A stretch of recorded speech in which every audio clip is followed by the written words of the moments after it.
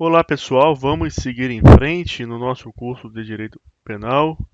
Terminei a aula passada mostrando a estrutura da relação jurídica penal e falando sobre os temas que são estudados na perspectiva de cada elemento dessa relação jurídica penal, o que vai te ajudar a organizar melhor o seu estudo, porque você acaba percebendo a situação de cada tema, de cada instituto jurídico, e você se situa melhor na hora de enfrentar uma questão de prova ou enfrentar a resolução de um problema concreto.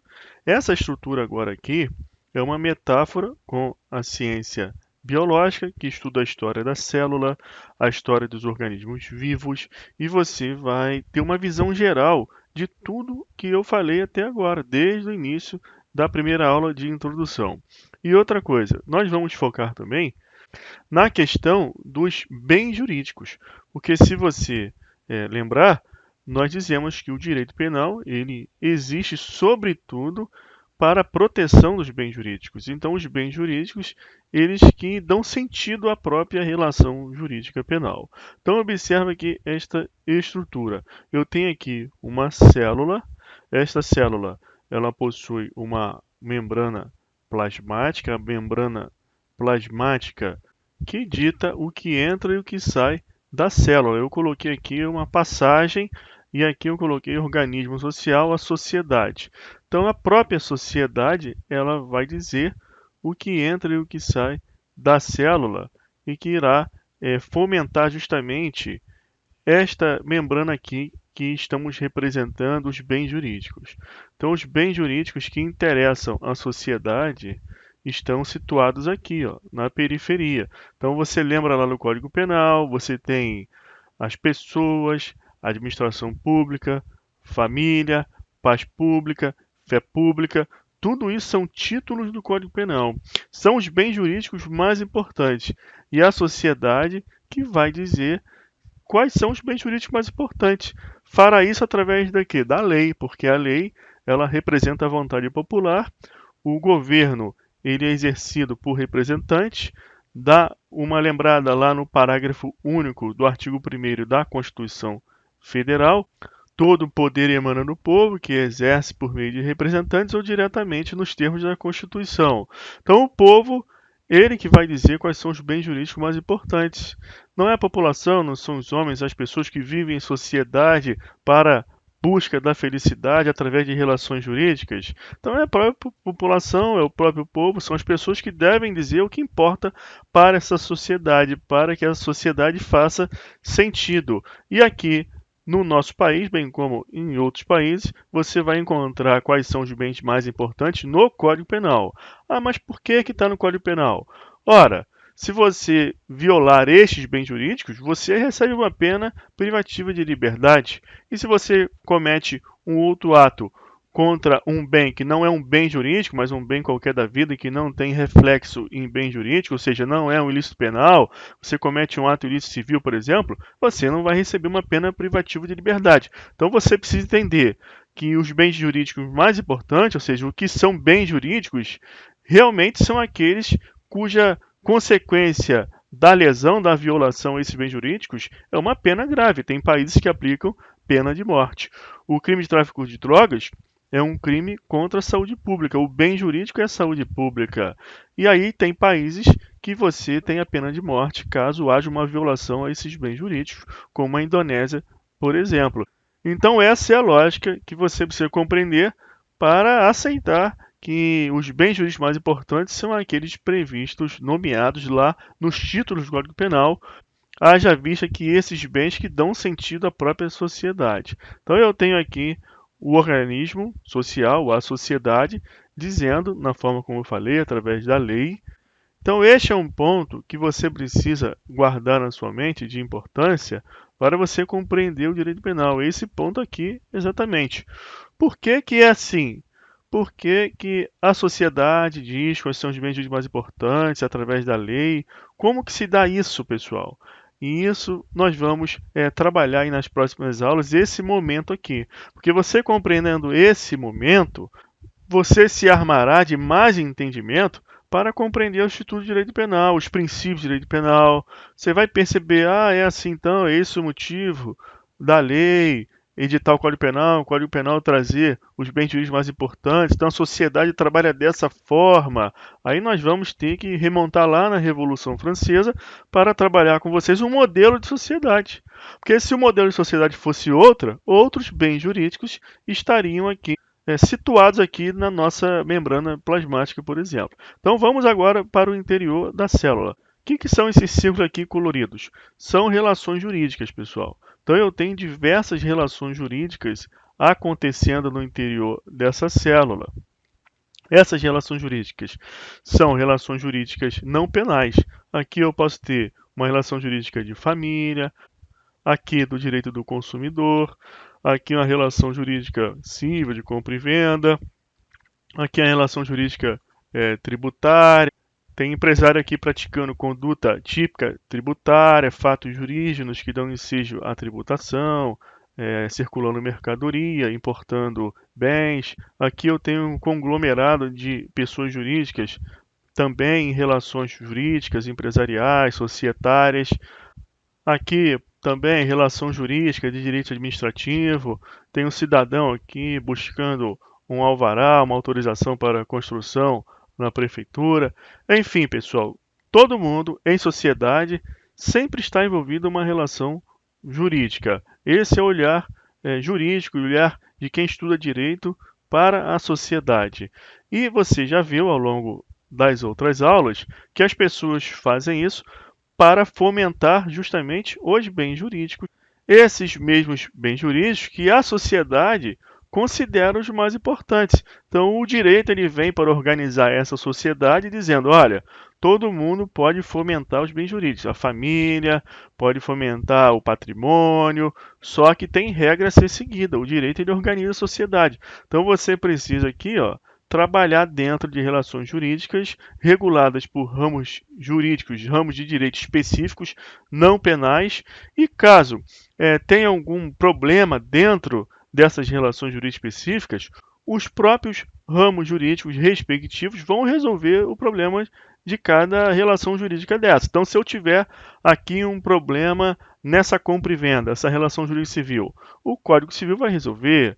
Aqui o Código Civil resolve o problema da relação jurídica de família, aqui o CTN resolve o problema da relação jurídica tributária, o direito empresarial vai resolver os problemas que surjam aqui nessa relação jurídica empresarial. Entretanto, pessoal, pode acontecer que, a par dessas relações jurídicas, alguém pratique um ato ilícito. E você já viu que o artigo 186 do Código Civil dá uma definição do ato ilícito geral. Aquele que por ação, omissão voluntária, negligência ou imprudência, violar direito e causar dano a outrem, comete ato ilícito. Então, você olhando esses atos ilícitos, você ainda não sabe se eles são atos ilícitos penais. Observa que dentro dessas relações jurídicas pode acontecer também ato ilícito. Só que de regra nós vamos chamar de inadimplemento. O ato ilícito que acontece dentro de um contrato de casamento, um contrato aqui de sociedade, nós vamos chamar de inadimplemento. Fora dessas relações jurídicas negociais, nós teremos os atos ilícitos caracterizados por uma vontade só. Você pratica uma conduta que interessa ao direito, essa conduta ela é manifestada apenas por uma vontade, não por duas, como a vontade de casar, onde tem que ter duas vontades para a formalização do casamento. Só que esse ato ilícito, ele difere das outras manifestações de vontade porque ele é negativo para a sociedade. Ele não promove bem jurídico, ele afeta negativamente essa ideia de bem jurídico. Mas ele está cinza aqui porque a gente não sabe ainda se ele é um ato ilícito civil ou penal. Ele está cinza porque, de regra, qualquer ato ilícito começa como um ato ilícito civil. Porque o ato ilícito penal, ele vai abarcar o ato ilícito civil. Tanto que você tem a ação civil ex lito, a reparação do dano causado pelo crime. Mas nem tudo que é ato ilícito civil é ato ilícito penal. Mas tudo que é ato ilícito penal também gera o dever de indenizar. Aí, pessoal, com a análise da teoria analítica tripartite do direito penal, que você vai aprender no nosso curso de direito penal, você identifica que somente esses dois atos aqui, eles transcenderam a esfera civil, eles são atos ilícitos penais. Por que que eles são atos ilícitos penais? Porque você, analisando aquele mapa mental, você percebendo que todos os elementos aqui estão presentes, esse é um fato típico, antijurídico e culpável, você analisou todos os elementos da estrutura analítica tripartite e chegou a essa conclusão que esses atos ilícitos aqui também são penais. E o que acontece? Esses atos ilícitos penais, eles atingem a membrana plasmática, eles pretendem destruir a célula, atingem diretamente os bens jurídicos. E esses atos ilícitos cíveis, eles apenas atingem bens da vida. Aqueles bens da vida que conversamos em aulas anteriores, que eles têm por fim otimizar bens jurídicos. Se essa empresa aqui, por exemplo, que mantém uma relação jurídica tributária com o Estado, incorrer em ICMS, mas declarar tudo direitinho, cumprir suas obrigações tributárias e acessórias corretamente. Só que no momento que ela tem ali a guia na sua frente, aqui no Rio de Janeiro, por exemplo, tem a DARGE. Essa empresa não consegue pagar, não tem dinheiro para pagar, não paga. O que acontece, pessoal? Estará atingindo aí, somente com a sua conduta, o bem da vida, o recurso financeiro, o tributo, o dinheiro que deveria ser recolhido aos cofres públicos. Mas a conduta dessa empresa não visa, não tem por fim, não atinge o bem jurídico que é a administração pública. Então você vai ter lá, nos crimes contra a administração pública, o crime de sonegação, o crime de descaminho. Mas, pessoal, essa conduta da empresa que declarou tudo direitinho, ela não visa atingir bem jurídico, atinge só o bem da vida. Ok, pessoal? Agora, suponha que ardilosamente a empresa ela faz o seguinte: ela recebe os seus clientes na sua loja e nas compras que são feitas com cartão de crédito, o próprio cartão de crédito vai informar o fisco aquela receita ali que adentrou, aquela mercadoria que circulou através do extrato do cartão. Há realmente essa comunicação obrigatória, os cartões de crédito fazem para o fisco a comunicação. Só que o que entra em dinheiro, a empresa não declara não, vai ali na caixa de sapato e coloca o dinheiro na caixinha.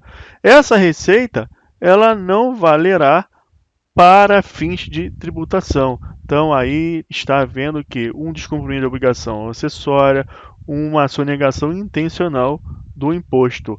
Aí sim, pessoal, você está atingindo com essa conduta o bem jurídico à administração pública. A administração pública é necessária para a existência da sociedade, para a manutenção da sociedade. E você, com essa conduta, você está passando por cima desse bem jurídico da administração pública. Qual a consequência para essa conduta? Penal, preceito secundário trazido pelo direito penal.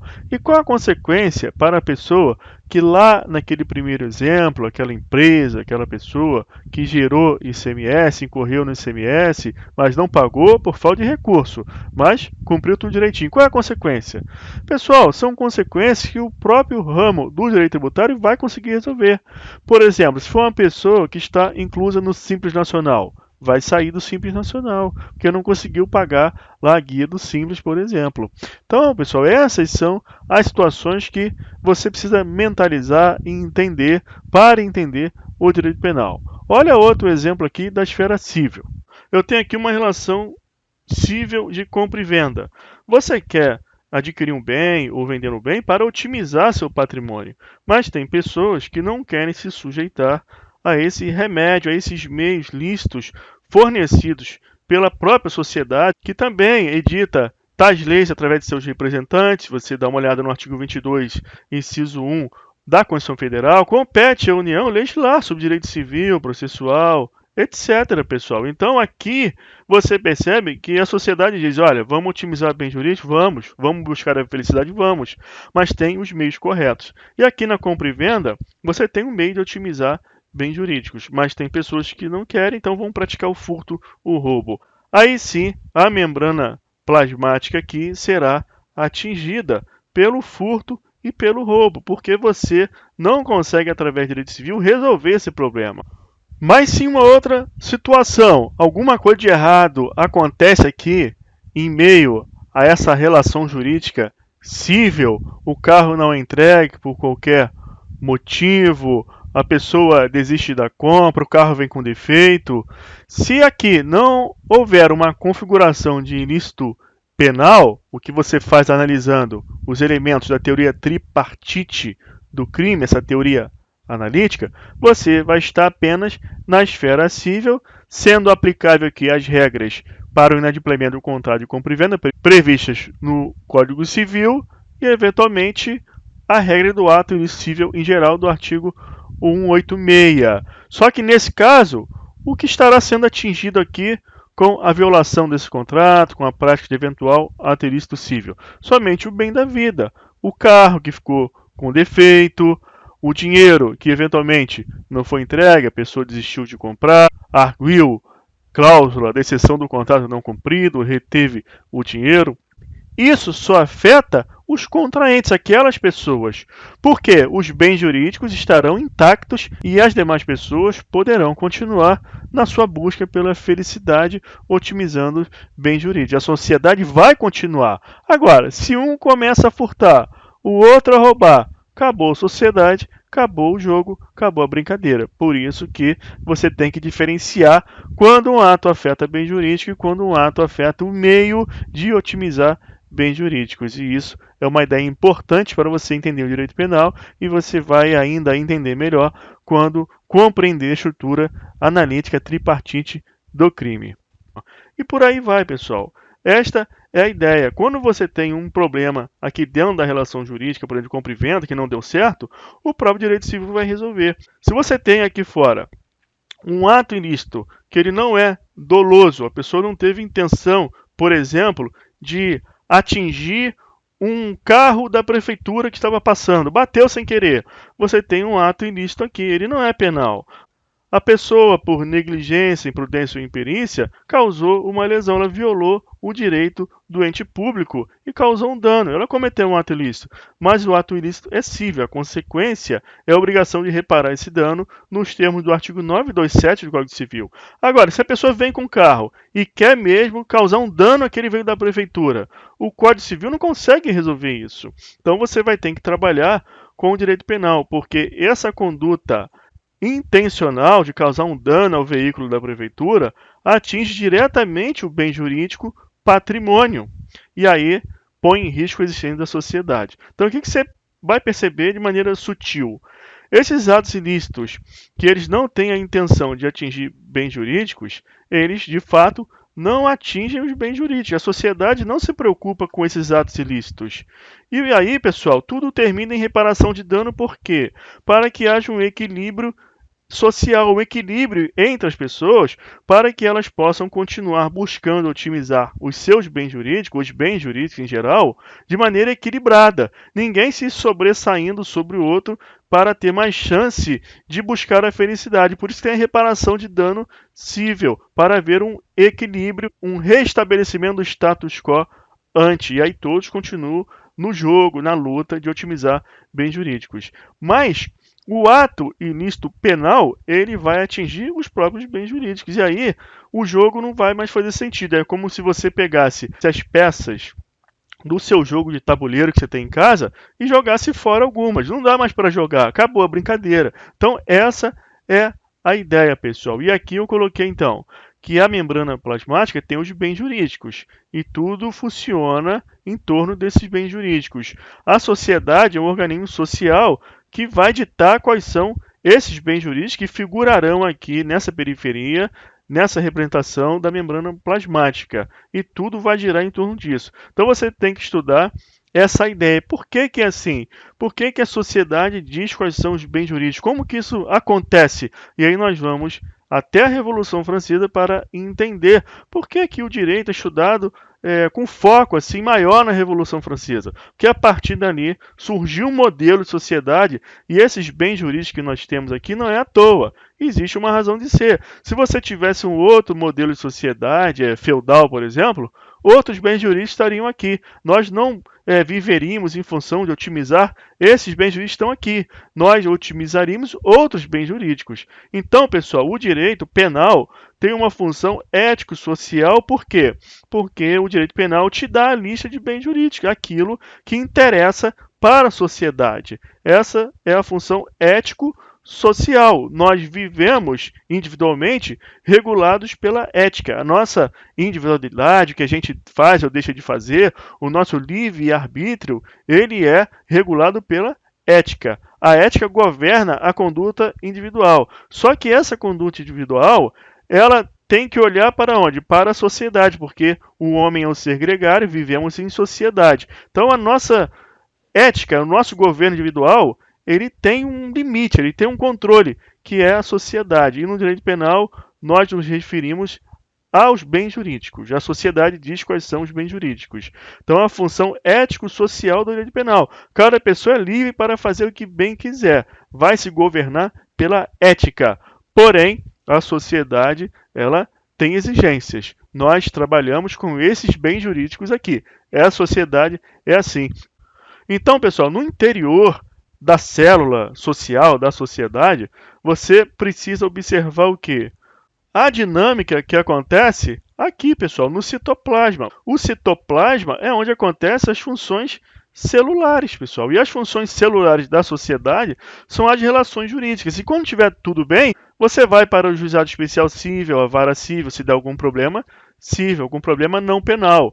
Você terá aqui relações jurídicas normais acontecendo. Se houver um desequilíbrio nessas relações, o juízo civil, o juízo empresarial, o juízo trabalhista, ele vai, com a sua sentença, restabelecer o status quo antes, equilibrando a situação de cada pessoa para que elas continuem vivendo as suas vidas.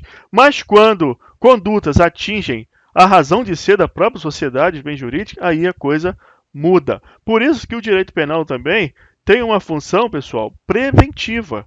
Aqui, ó, função preventiva geral. Você sabe que você, se violar bem jurídico, se sua conduta tiver por intenção violar diretamente os bens jurídicos que dão sentido ao jogo social, você vai receber uma pena, está lá previsto no preceito secundário, pena de tanto a tanto. Isso exerce uma função preventiva para a sociedade, porque você tem uma função ético-social, esses são os bens mais importantes.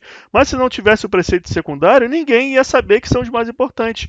Porque na sua vida, por exemplo, tudo que você considera mais importante, você vai pensar sempre em consequências maiores caso aquilo que você deseja ele não seja preservado ou não aconteça da forma que você quer, porque é mais importante. E no direito penal, ele só vai conseguir mostrar para a sociedade que esses bens são mais importantes se tiver um preceito secundário. Então, por isso que dizemos que o direito penal também tem uma função preventiva geral. Então, você já entendeu esse quadro, a função ético-social do direito penal, a função preventiva e essa questão das relações jurídicas que acontecem no interior da sociedade, visar otimizar bens jurídicos e buscar também resolver o problema de todo mundo, de cada pessoa, que é a otimização dos bens jurídicos. Mas nem sempre esse caminho correto, ditado por esses ramos do direito não penais, eles são observados. E esses ramos, então, não conseguem resolver determinados problemas. Por isso que falamos que o direito penal ele possui uma característica da fragmentariedade. Por que que é fragmentário o direito penal? Porque você vai pegar problemas pontuais que acontecem no interior daquelas relações jurídicas específicas que acontecem na sociedade e vai observar o seguinte: bom, o direito do trabalho, o direito empresarial, o direito do consumidor, o direito civil não está conseguindo resolver o problema nesse ponto dessa sociedade com relação, por exemplo, à otimização aqui do patrimônio no direito civil. O direito civil não consegue dar ferramentas suficientes para determinadas pessoas aqui, nessa órbita que o direito civil fornece, de uma relação jurídica de compra e venda, por exemplo, para a otimização do patrimônio. Então, tem pessoas que querem otimizar o patrimônio furtando, por exemplo. Então, se abstém de trabalhar dentro dessa relação jurídica civil, quer furtar, quer roubar, por exemplo. Então, o direito civil não consegue resolver determinados problemas sociais aqui. Aí entra o quê? O direito penal, em razão desse ponto aqui que não está bom.